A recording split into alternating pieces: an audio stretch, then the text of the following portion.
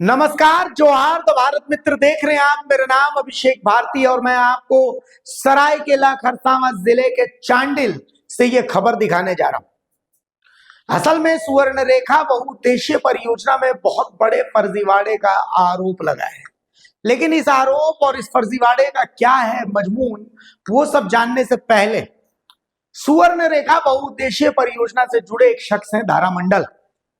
दारामंडल का ये आलीशान घर आपको देखना चाहिए। एकदम ग्रामीण इलाके में ये आलीशान घर जो बना है, तो ये लोगों के लिए चर्चा का विषय है कि भाई दारामंडल ने ये आलीशान, ये बड़ा खूबसूरत सा घर कैसे बनाया।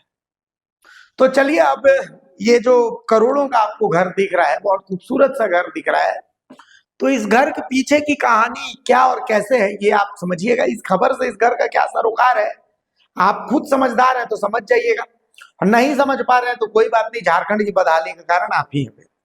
ठीक है, चलिए आगे बढ़ते हैं। सुवर्णरेखा बहुउद्देशीय परियोजना में एक बड़े फर्जीवाड़े का आरोप लगा है। हो क्या रहा है यहाँ पर, जो पात्र लोग हैं उनकी जगह पर अपात्र लोगों को भुगतान कराने का आरोप लगा है और करोड़ों के बंदरबांट की चर्चा है।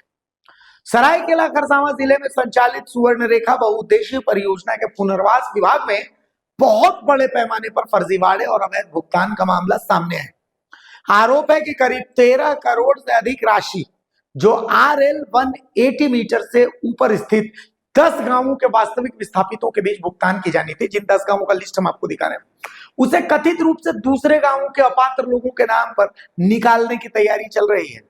सूत्र बता रहे हैं कि पुनर्वास संख्या 2 कार्यालय में पदस्थापित मापक द्वारा, जो दारा प्रसाद मंडल है, कैशियर उत्तम पांडे और पुनर्वास पदाधिकारी सुखदेव महतो है, इनके नेतृत्व में एक सिंडिकेट काम कर रहा है। आरोप है कि इस नेटवर्क में कई स्थानीय दलाल भी शामिल हैं, जो 84 मौजा डूब क्षेत्र के विभिन्न गांवों में सक्रिय हैं। बताया जा रहा है कि दलाल गांव गांव घूमकर ऐसे लोगों की तलाश करते हैं जो रकम आधी आधी बांटने के लिए तैयार होते हैं। आरोप है कि अयोग्य व्यक्तियों के नाम पर विस्थापित कार्ड बनवाकर उन्हें भुगतान किया जाता है।